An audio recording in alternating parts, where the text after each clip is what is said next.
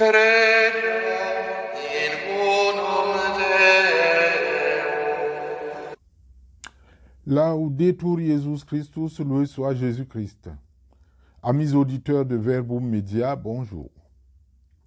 Vous rencontrez sur votre chemin des chrétiens catholiques qui vous disent aller au chemin de croix.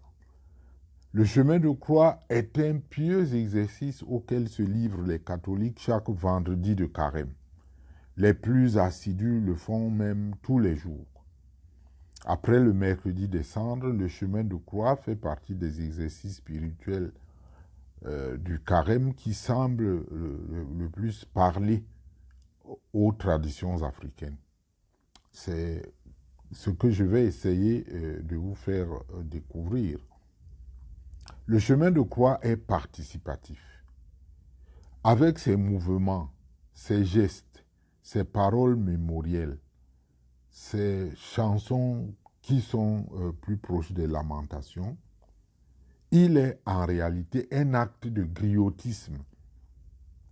Les fidèles célèbrent leurs héros morts en rappelant les faits marquants de ces derniers jours sur terre. Et comme dans le cas d'espèce, ce héros est ressuscité des morts, quoi de plus que cette célébration pour lui prouver notre attachement.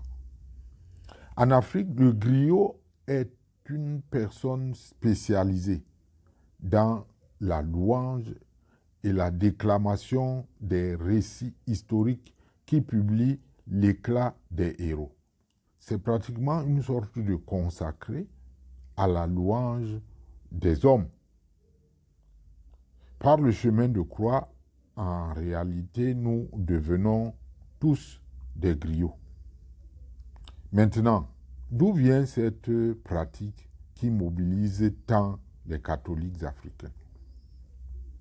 Il faut dire que depuis la fin des grandes persécutions en l'an 313 sous l'empereur Constantin, les foules de chrétiens ont commencé à déferler sur Jérusalem la semaine de la Passion du Christ en particulier, pour refaire à pied le chemin que celui-ci avait parcouru les jours qui ont précédé sa mort.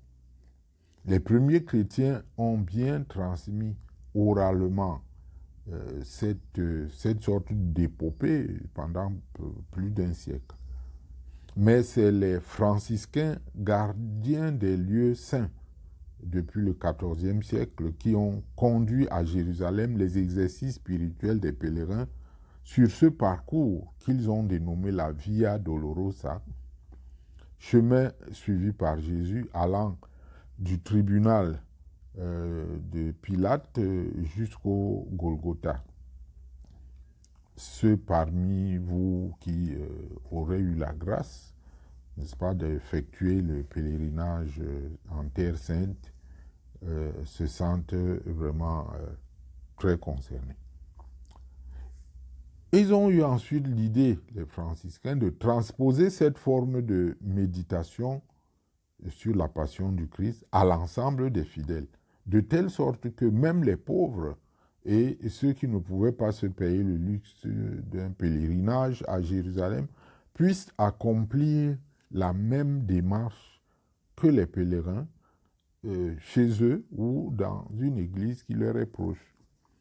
Alors, ils ont eu l'idée, n'est-ce pas, de disposer en plein air ou dans les églises des tableaux, des statues, des croix, des objets historiques parfois, des objets d'art, n'est-ce pas, qui représentent cet itinéraire du Christ vers le calvaire.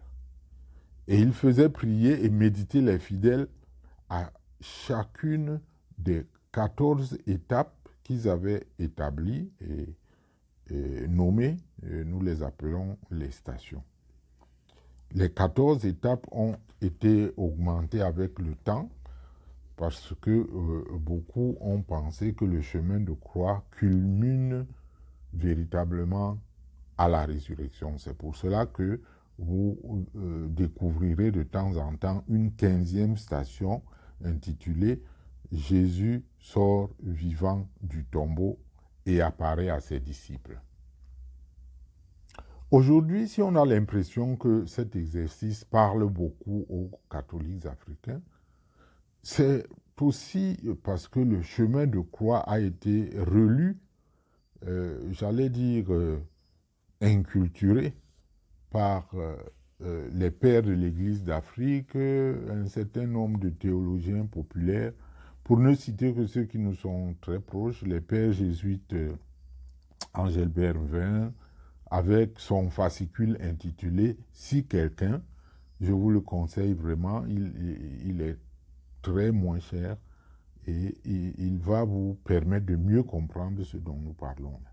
Il y a le père Jean Ilboudo aussi, avec son chemin de croix, qu'il a intitulé en latin Via Crucis Africae, et d'autres encore, qui ont fait méditer à l'homme noir le visage du serviteur de Dieu familier de la souffrance. Car pour le chrétien, nous ne connaissons Dieu qu'en Jésus-Christ.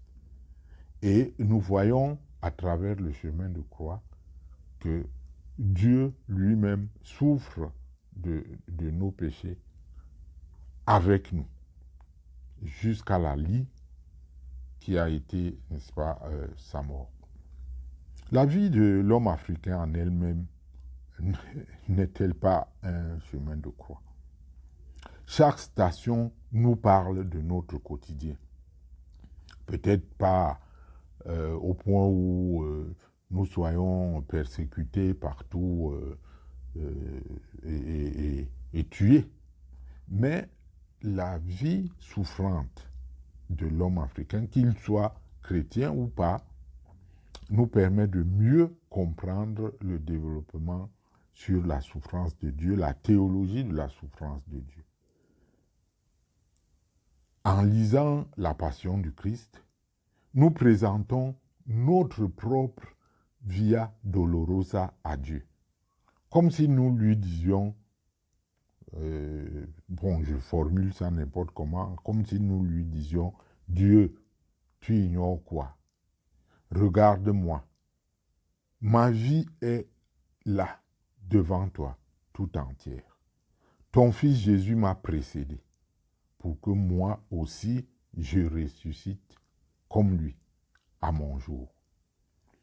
Autrement, le chemin de croix serait une sorte de spectacle, un voyeurisme sadique. Donc, moi-même, votre humble serviteur qui vous parle, j'ai proposé un bref chemin de croix de 9 stations depuis les années 90, s'inspirant des lamentations funèbres africaines, afin de permettre à ceux qui ne consacrent que peu de temps à la prière structurée de trouver eux aussi leur compte. La symbolique bantou du chiffre 9 signifiant l'indépassable, la résurrection y est la dernière station, c'est-à-dire la 9e. Il est intitulé « La croix chaque jour ». Pour ceux qui aimeraient en avoir plus de détails, mettez votre desiderata en commentaire. Et pour ceux qui veulent partager aussi leur expérience du chemin de croix, vous êtes les bienvenus. Nous attendons vos commentaires. Loué soit Jésus-Christ.